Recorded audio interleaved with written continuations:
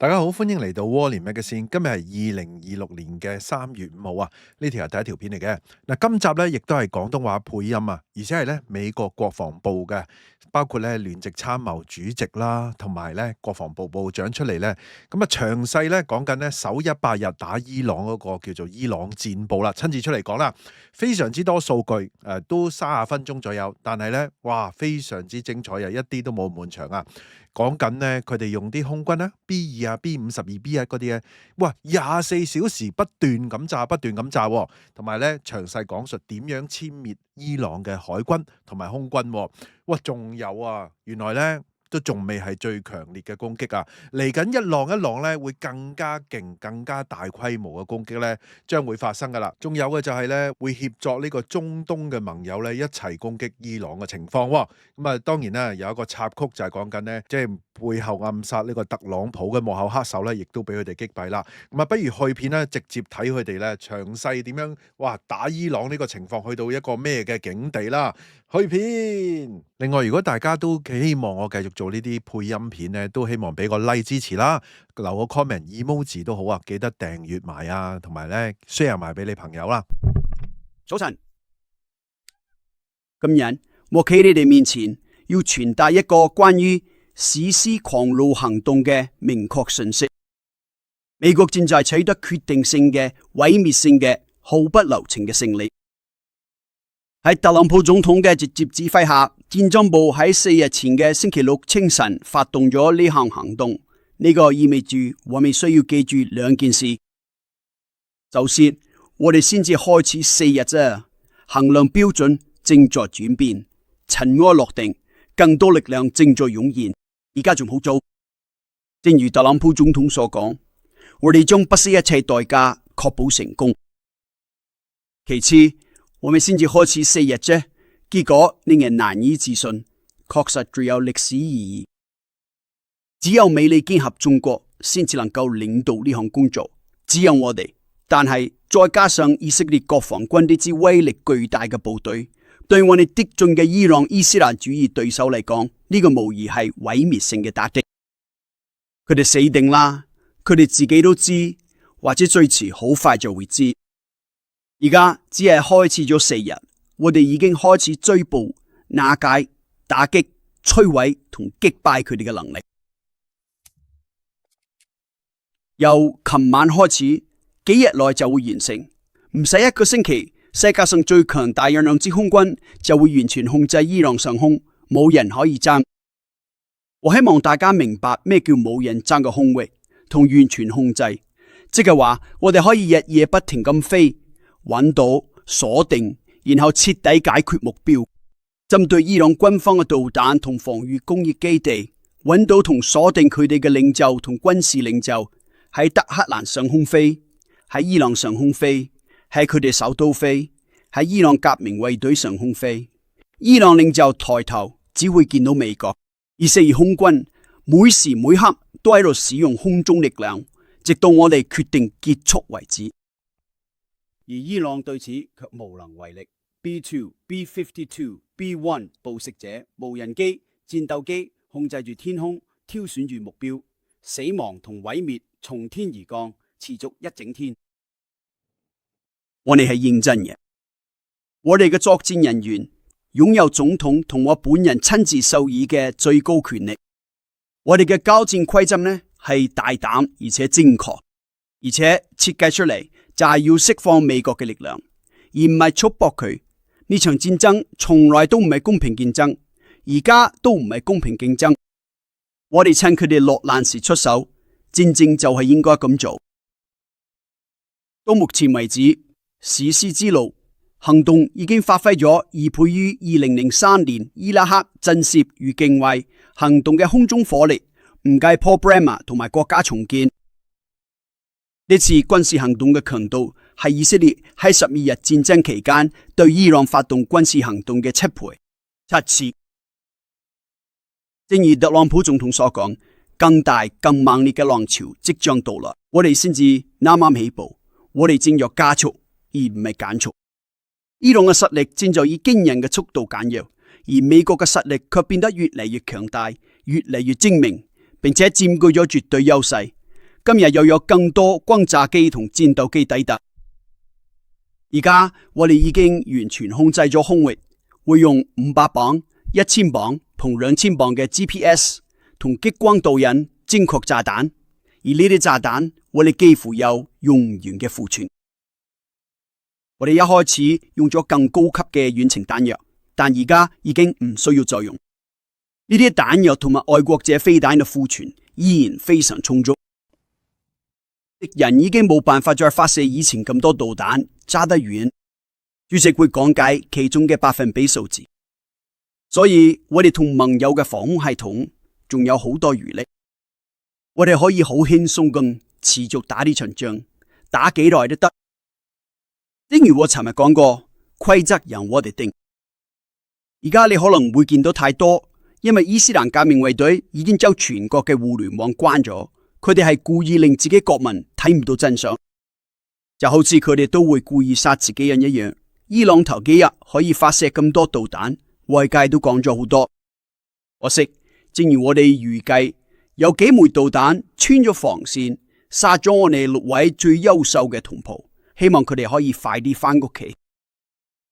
我哋一定會為佢哋報仇，呢點冇得懷疑。但我覺得伊朗而家嘅困境，好似一隊足球隊，淨係預先寫好咗頭20個戰術，因為頭幾個進攻回合有劇本，所以球隊知自己要打咩戰術。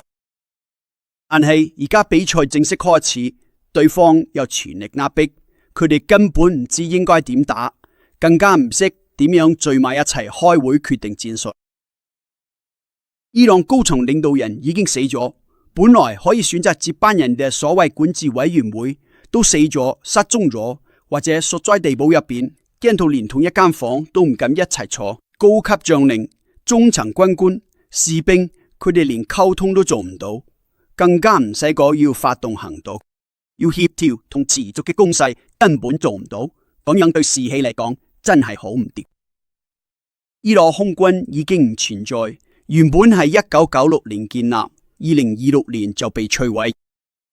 伊朗海軍而家沉咗喺波斯灣底，完全失去戰鬥力，被打殘、摧毀、徹底擊敗。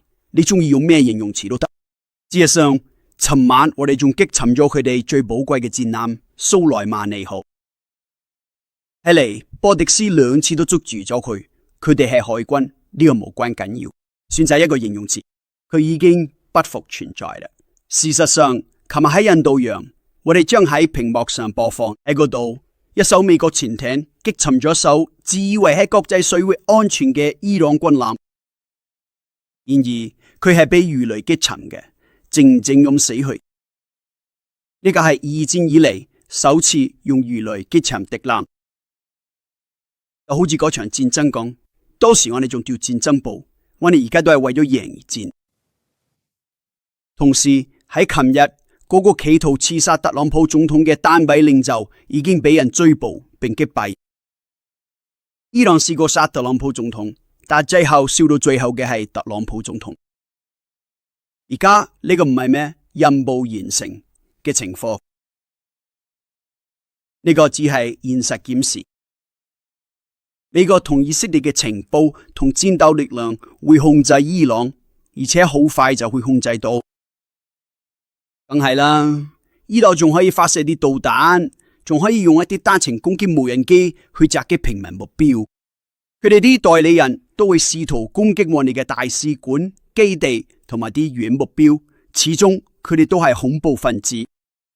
佢哋要針對平民，因為佢哋根本唔識打仗，正面對決，佢哋唔掂，但係我哋會揾到佢哋，然後消滅佢哋。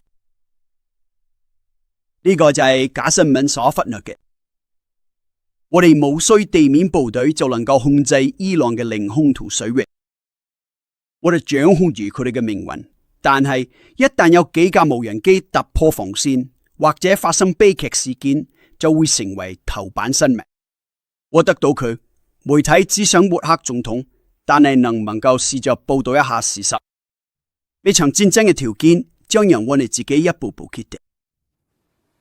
正如我當日所講，呢次任務目標非常明確，徹底摧毀伊朗嘅導彈、無人機同生產設施，殲滅佢哋嘅海軍同關鍵安全基建，切斷佢哋發展核武嘅路徑。伊朗永遠都唔會擁有核彈，喺我哋啟示之下，永遠都唔會。所以特朗普總統今日對伊朗嘅道德清晰立場係咁重要，唔同以前啲模糊紅線同無止境談判，俾伊朗資助恐怖主義同一步一步接近核彈。呢位總統睇得清楚威脅，行動果斷，唔再有半桶水嘅做法。特別係而家伊朗最虛弱嘅時候，唔再俾德黑蘭拖時間，令我哋自己人要付出代價。佢嘅領導確保我哋有始有終，保護我哋嘅戰士喺敵人再有機會出擊之前就徹底粉碎佢哋。我哋嘅進攻行動經過幾個月不斷準備，已經無可阻擋。我哋嘅防禦努力都係前所未有。由一開始，我哋就將保護我哋嘅部隊放喺一切之上。喺我哋公開加強進攻戰力之前，其實我哋已經靜靜地確保咗我哋嘅防禦部署同實力到位。當我哋加強進攻戰力嘅同時，我哋亦都將絕大部分美軍即係超過90%喺我哋基地嘅美國人調離咗所謂嘅 X 點，即係離開咗伊朗火力嘅射程範圍。我哋嘅防禦盾牌同樣咁強大，呢個係史上最先進嘅空中同導彈防禦網絡。成千上萬支伊朗導彈同無人機都已經被攔截同蒸發咗，成萬上萬美國同盟友嘅生命都受到保護。我哋已經將所有可以用嘅反無人機系統推到最前線，唔惜一切代價同能力。但係正如我講過，呢啲唔代表我哋可以攔截晒所有攻擊，但我哋確保咗喺進攻之前已經設置好最大程度嘅防禦同最大程度嘅部隊保護。最後，正如特朗普總統琴日同德國總理梅爾茨講，伊朗係唔誠實咁談判，一路拖延、算計同準備發動攻擊。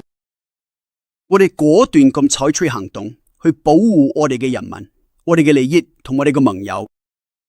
特朗普總統採取咗大膽嘅行動，將美國利益擺喺第一位，就係美國人民選佢出嚟執行呢啲大膽行動。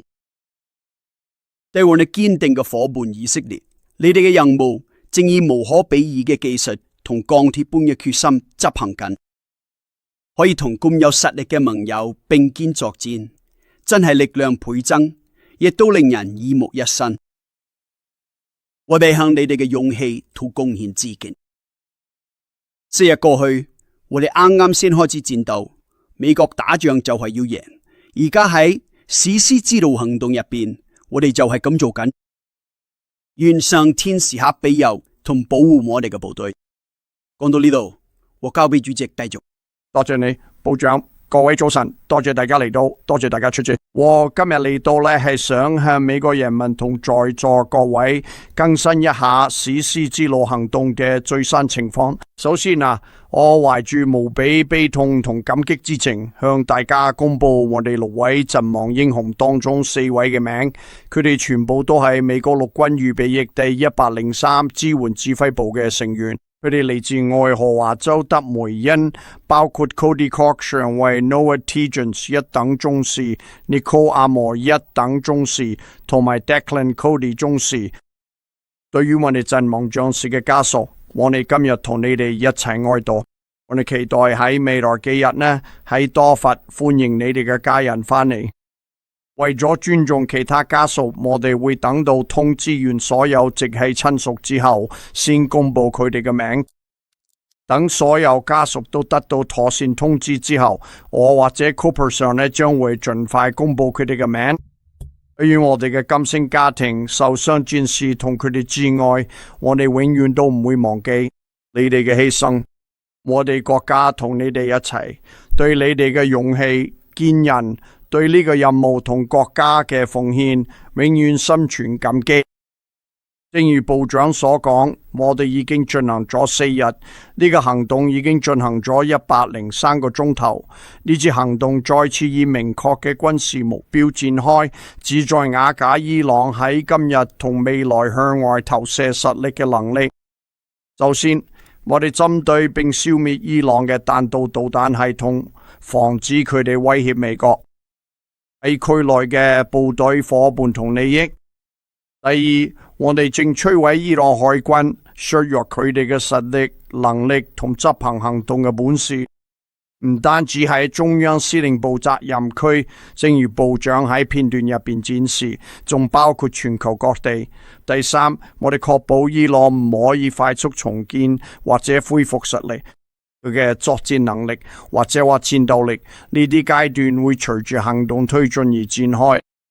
截至今朝，美國中央司令部正穩步推進伊朗戰區彈道導彈發射次數比戰鬥第一日下降咗86%，但係過去24小時就減少咗23%。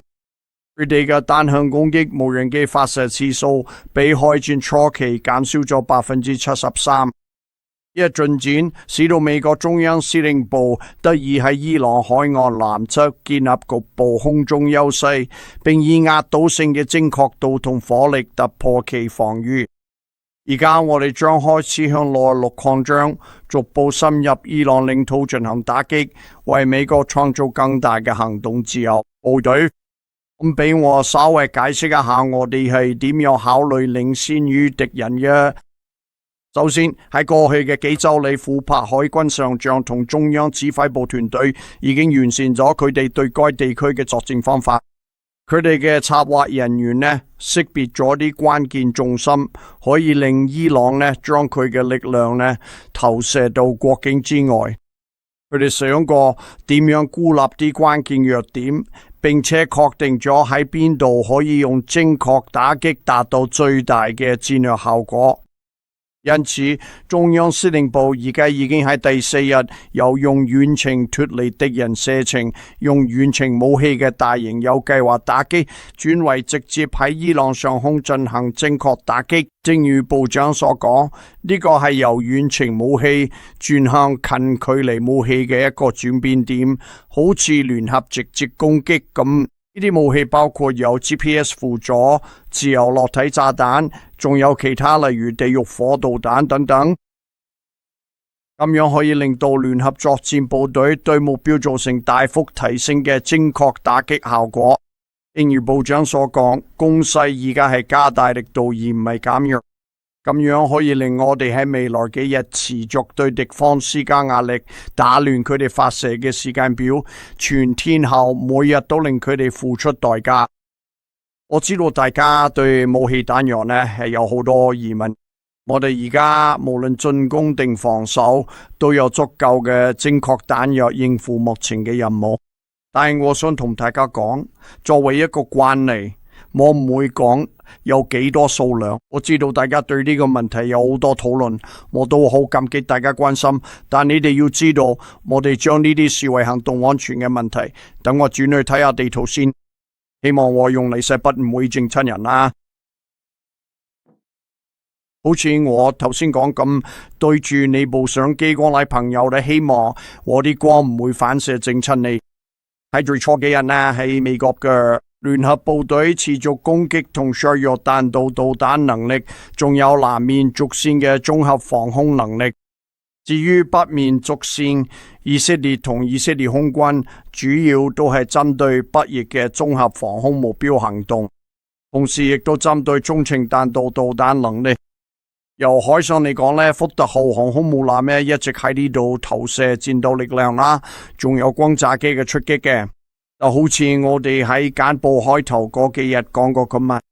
喺南面嘅軸線，阿伯拉罕林肯號打擊群一直喺度沿住東南海岸線由海上施加壓力，並且一路喺海峽同阿拉伯灣一帶削弱對方海軍實力，規模同力度都足夠應付所需目標。到目前為止正如庫珀上將喺佢琴晚段片入邊講我哋已經打擊咗超過2000個目標。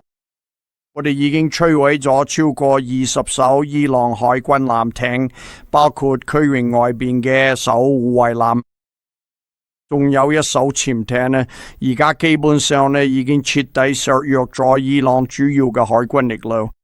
喺戰區現場就係咁，正如部長首次展示嗰段片咁，自1945年以嚟，美國海軍一艘快速攻擊潛艇用一枚 Mark 48魚雷擊沉咗敵方作戰艦艇，即時產生效果，將戰艦送落海底。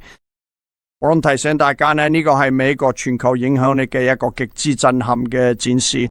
要追蹤、發現同消滅一個喺區域內部署嘅目標，只有美國先可以做到咁大規模嘅行動。喺未來24至48小時內，CENTCOM會繼續打擊基礎設施同海軍能力，並且會持續評估我哋對軍事目標嘅進展。我哋需要時間去收集嗰啲資料，同埋一路評估。我哋好多情報。我哋嘅監視同偵察能力而家正在追蹤同消滅彈道導彈、發射器同單向攻擊能力。我哋對呢啲評估好精準啦，亦都會如實報告每一個情況嘅。我哋對呢件事非常之認真。相反，伊朗喺攻擊上面呢就好唔分青紅金白，亦都冇咁精確。佢哋發射咗超過500枚彈道導彈同超過2000架無人機，攻擊咗成個地區無辜嘅平民目標。我哋嘅夥伴都同我哋一齊積極回應，保衛自己。約旦、巴林、沙特阿拉伯、阿聯酋、卡塔爾同科威特都用自己嘅作戰能力，以精確同克制嚟保護自己嘅人民。約旦防空部隊最近攔截咗一批飛向安曼嘅伊朗單向攻擊無人機。阿林防空部隊擊落咗一架接近密納馬海事設施嘅無人機，保護咗佢哋嘅市民同重要嘅航運通道。沙特嘅愛國者導彈系統攔截咗一輪針對達蘭附近能源設施嘅彈道導彈。阿聯酋成功攔截多架針對阿布扎比工業區嘅無人機，展現出速度同精確度。卡塔爾方面，卡塔爾戰機首次擊落咗2架，嗰2架係正飛往佢哋地點嘅伊朗轟炸機。呢啲國家一齊合作，唔單止保護自己，仲根據需要對敵人展現實力。我哋已經過咗100個鐘頭，正如部長所講，依家都仲係好早階段，但係形勢已經開始轉變。我哋要時刻記住，呢啲行動好複雜、好危險，而且仲未完結。我哋嘅陸軍、海軍、空軍、海軍陸戰隊、太空軍同埋海岸防衛隊人員都仲身處危險之中。我哋要清楚知道風險依然好高，呢個就係戰鬥。我哋千祈唔好忘記呢一點。喺我哋繼續嘅同時，我希望大家都記住所有被派駐嘅隊友，包括緊守崗位、執行任務、支撐戰鬥同埋承擔國家重任嘅人。我會喺我開始嘅地方停低，就係記住我哋6位陣亡嘅同袍，佢哋會盡快返屋企。我每日都對我哋聯合作戰部隊嘅英勇同專業感到謙卑、感激同鼓舞。佢哋喺外面真係徹頭徹尾嘅低調專業人士，為美國做緊嘢，無論白天黑夜都一樣。咁而家我同部長一齊接受大家提問。你點評估敵人而家嘅指揮同控制狀況？你可唔可以大致講下我哋今次行動嘅決勝點啊？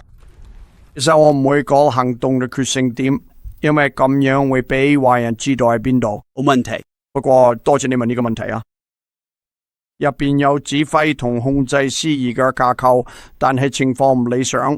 Cooper 海軍上將一直對伊朗革命衛隊 IRGC 嘅指揮同控制系統同埋其他軍事單位施加壓力，亦會繼續咁做。多謝你嘅提問。多謝你，Hegseth 部長。I The Daily Wire 嘅 Mary Margaret 有幾個問題想問你，之後有條新聞 Kane 將軍，你可唔可以講多啲關於我哋點樣睇除咗嗰個企圖暗殺特朗普總統嘅組織領袖？另外，土耳其國防部話北約防空系統攔截咗一枚飛向土耳其領空嘅伊朗彈道導彈。呢件事會唔會觸發北約第5條？係咪美國攔截嘅？邊個射落咗嗰枚導彈？關於第一個問題，其實我哋好耐之前已經知道伊朗有意圖想殺特朗普總統或者其他美國人，好疑問。雖然呢個絕非呢次行動嘅重點，事實上總統或其他任何人亦從未提及此事。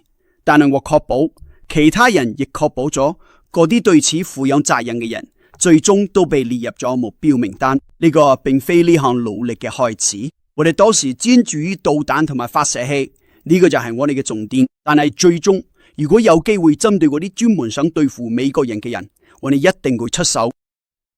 所以我哋最終有機會從空中進行打擊。於土耳其嗰件事，我要再查清楚當時攔截嘅具體情況，再回覆你。我哋知道嗰次具體嘅交鋒，不過冇跡象顯示會觸發類似第5條咁樣嘅事情，冇，就係嗰度打個結。你有冇打 Dave 有？多謝你翻嚟 BBC。你可唔可以更新下政府而家知道啲咩關於星期六傳出南伊朗一間女校被襲擊嘅消息？我而家知道嘅可以講嘅就係我哋正在調查緊。我哋當然從來唔會針對平民目標，但我哋會詳細調查同了解件事。前面紅色帶嗰位就根據以你哋掌握嘅資訊、偵察能力、收集情報嘅本事，依家都已經過咗幾日啦。咁有冇搞清楚到底係邊個發射嘅武器？我哋梗係調查緊。多謝你，多謝。多謝你，校長。咁有報道話就係政府考慮武裝伊朗庫爾德族組織，可唔可以實際下有冇批准過呢類計劃，定係國會或者地區夥伴有冇被通知同諮詢過呢？我只想講，我哋嘅任何目標都唔係以支持或武裝任何特定勢力為前提嘅，所以其他實體可能喺度做啲乜嘢，我哋都知道。但我哋嘅目標並非以此為中心，就喺嗰度綠色嘅。多謝為華盛頓郵報嘅麥克能恩，聽聽下現有嘅訴訟進程咩 ？Epic Fury 與 Roaring Lion 係咪同步進行？點樣確保活活干擾？先生，呢個問題我可以答。多謝你，多謝你問呢個問題。我哋雙方都有聯絡官，有美國 ANCOM 團隊成員喺以色列，亦都有以色列國防軍成員喺美國相關指揮同控制節點。ANCOM 系統內副帕上將定期同以色列國防軍總參謀長聯絡，我都會間中喺呢段時間同佢傾下。我已經同佢傾過幾次，咁樣可以令我哋協調整合同同步行動，同時又可以保持各自嘅努力。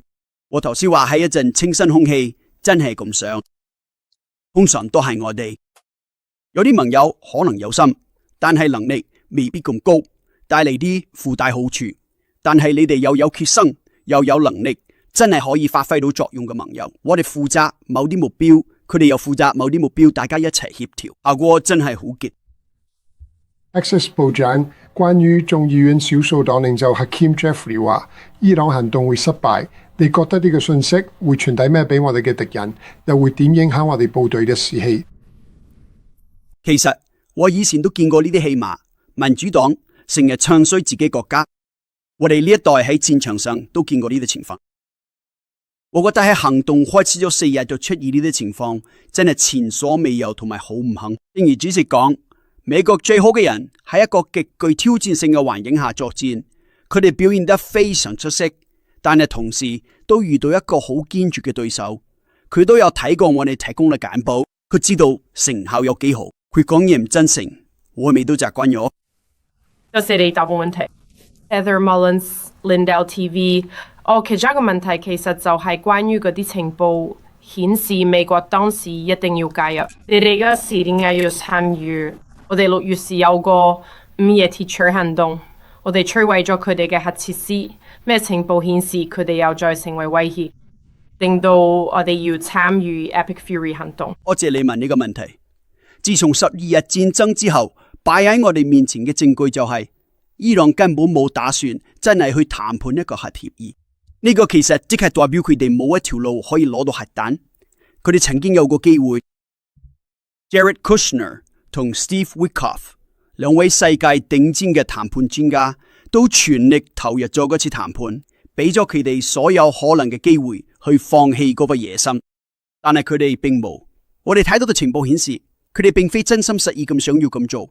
佢哋最終嘅目的係要擁有常規防禦體系嚟阻止佢哋嘅核能力，就好似我琴日傾到嘅咁樣。所以我會把做乜嘢同埋幾時做稍微分開一下乜嘢。佢哋殺害美國人已經47年啦，佢哋有幾千枚導彈指住我哋，佢哋一直都有核野心，而家係佢哋最弱嘅時候，所以幾時做就變成咗，特別係為咩時候最合理去做呢件事？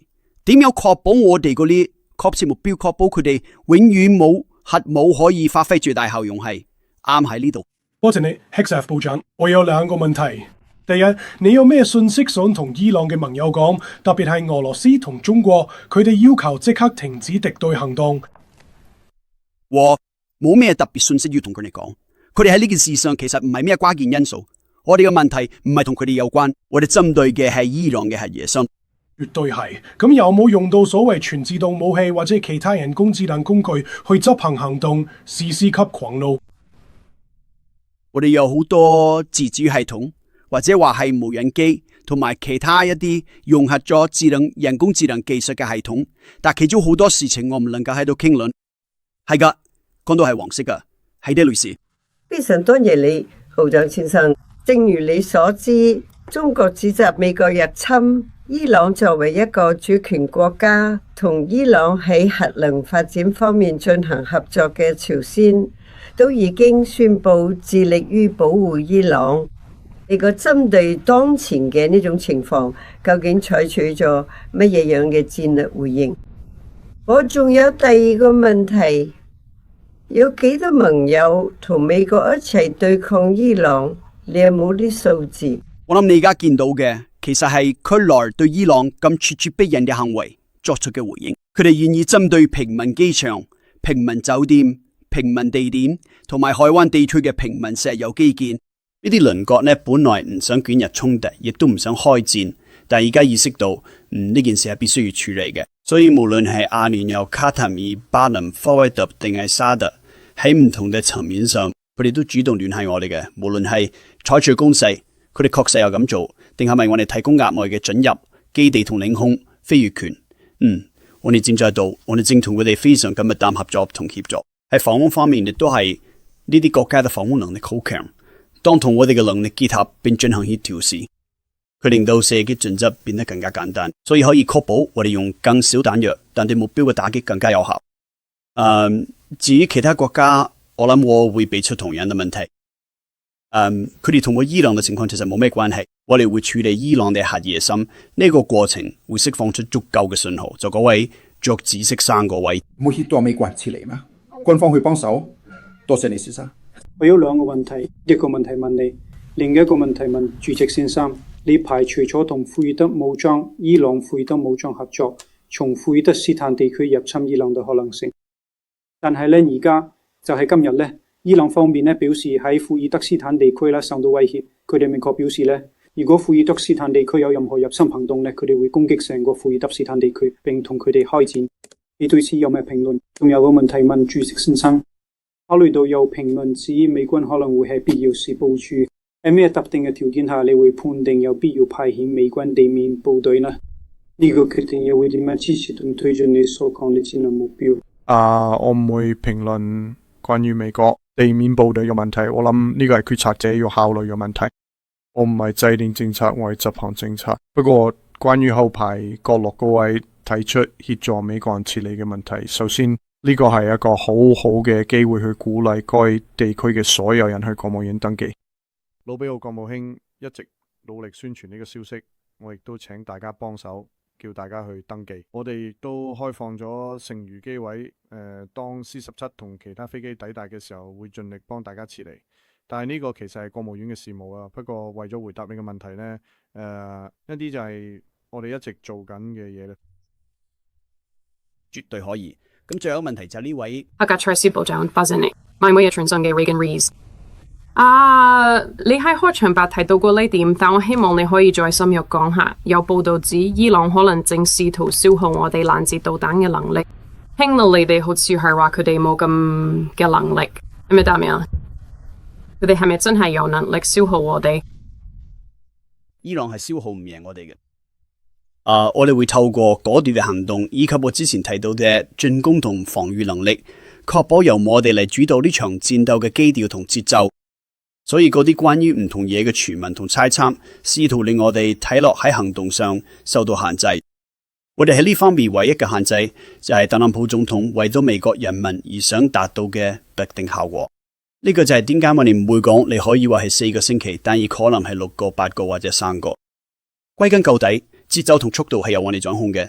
敵人已經陣腳大亂，而我哋會令佢哋繼續亂落去。我哋知道佢哋嘅攻擊能力同我哋嘅防禦能力相比，嗰種差距每日都再度擴大。我哋嘅防禦越嚟越強，佢哋嘅進攻能力就越嚟越弱。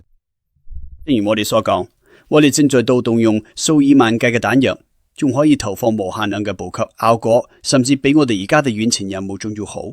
所以當我哋話要加大力度，就真係會加大，而且會一直保持落去。非常多謝大家，唔該晒。